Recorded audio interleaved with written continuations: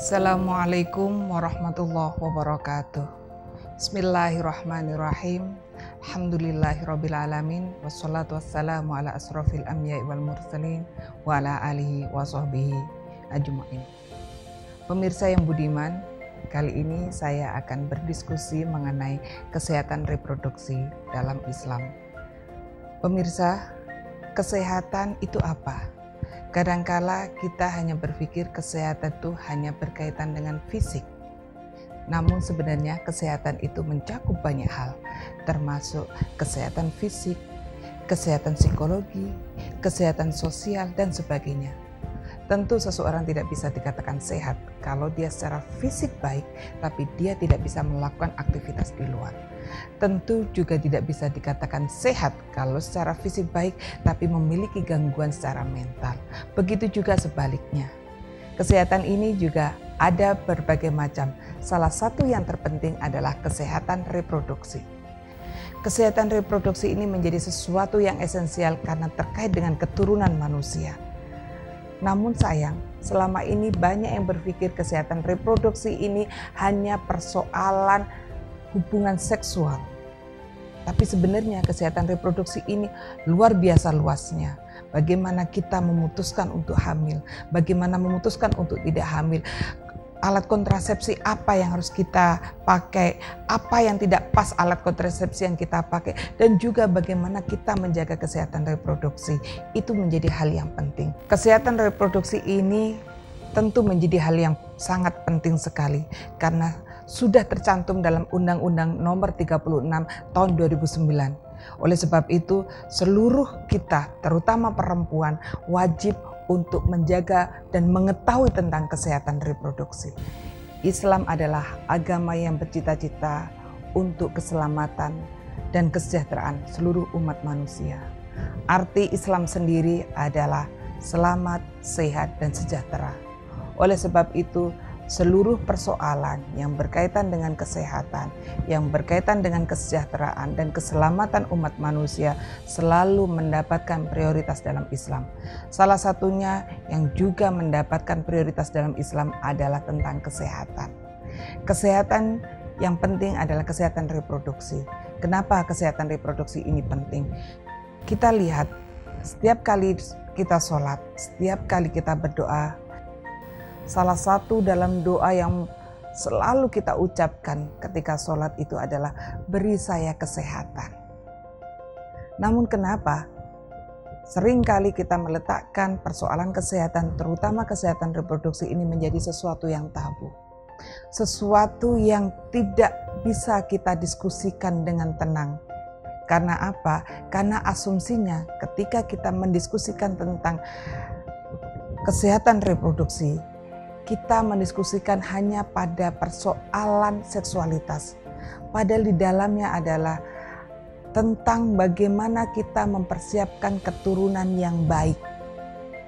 Islam sudah mengajarkan bahwa kalau kalian ingin mendapatkan keturunan yang baik, maka ibu atau perempuan yang mengandung juga harus kalian perhatikan kesehatannya. Anak yang lahir dari keluarga yang sehat, anak yang lahir dari ibu yang sehat, anak yang lahir dari rahim yang sehat, dari ibu yang terpenuhi segala gizinya, bisa dikatakan bahwa anak tersebut pasti juga akan lahir dengan sehat. Pendidikan kesehatan reproduksi harus dimulai sejak dini. Kenapa? Karena menjaga organ reproduksi tidak bisa dilakukan serta-merta.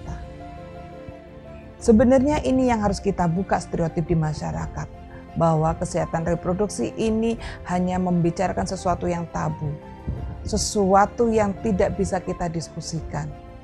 Sehingga karena persoalan ini menjadikan banyak sekali angka kematian ibu dan angka kematian bayi. Bagaimana seorang anak perempuan yang baru mendapatkan menstruasi, dia bisa bercerita kepada orang tuanya tentang apa yang dia rasakan, apa yang dia keluhkan, dan bagaimana dia menjaga organ reproduksinya. Bila ketika berbicara saja, dia langsung di stop dengan asumsi bahwa dia membicarakan hal yang tabu. Inilah yang menjadi PR kita semuanya, bahwa sebenarnya ketika membicarakan kesehatan reproduksi, sebenarnya kita juga sedang membicarakan kesejahteraan, keselamatan, dan kesehatan seluruh umat manusia. Dan itu selaras dengan cita-cita Islam. Kesehatan reproduksi harus menjadi pengetahuan bagi seluruh masyarakat Indonesia, terutama remaja. Kenapa pendidikan kesehatan reproduksi atau KESPRO ini penting sekali? Karena dengan adanya KESPRO, kita juga memberikan pengajaran kepada anak-anak kita tentang kemandirian dalam menentukan hak seksualitas dia. Dan juga yang terpenting adalah menjauhkan remaja dari kekerasan seksual, dari aborsi, dari penyakit menular dan sebagainya. Kemandirian dalam memutuskan seksualitas ini penting artinya. Karena apa? Kita tidak mau anak-anak remaja kita terjerumus pada persoalan-persoalan yang dia sendiri sebenarnya tidak bisa mempertanggungjawabkan. Nah, apa yang bisa kita lakukan dalam memberikan pendidikan reproduksi kepada remaja ini? Yang pertama adalah sikap terbuka kita. Sikap terbuka ini bisa dilakukan mulai sejak kecil. Seringkali kalau kita melihat anak-anak kita tidak terbuka menyampaikan atau menunjukkan atau bercerita atau berdiskusi tentang kesehatan reproduksinya karena sejak kecil sudah tertutup informasi soal itu. Contoh saja bagaimana kita menyebutkan alat-alat reproduksi kita ini dengan bahasa-bahasa yang tidak langsung tapi dengan bahasa-bahasa perumpamaan sehingga menjadikan anak berpikir bahwa memang ini sesuatu yang tabu, sesuatu yang tidak bisa kita diskusikan, sehingga ketika mereka mengalami kekerasan seksual mereka tidak bisa bercerita karena merasa bahwa itu adalah persoalan yang tabu yang didiskusikan. Begitu juga contoh ketika mereka tidak bisa bercerita tentang apa yang dia rasakan pada organ tubuhnya seperti payudara karena mereka berpikir bahwa bercerita mengenai hal-hal organ reproduksi termasuk payudara tersebut menjadi hal yang tabu yang tidak bisa dikomunikasikan sehingga banyak sekali kanker payudara yang terdeteksi ketika sudah sampai pada level yang tinggi.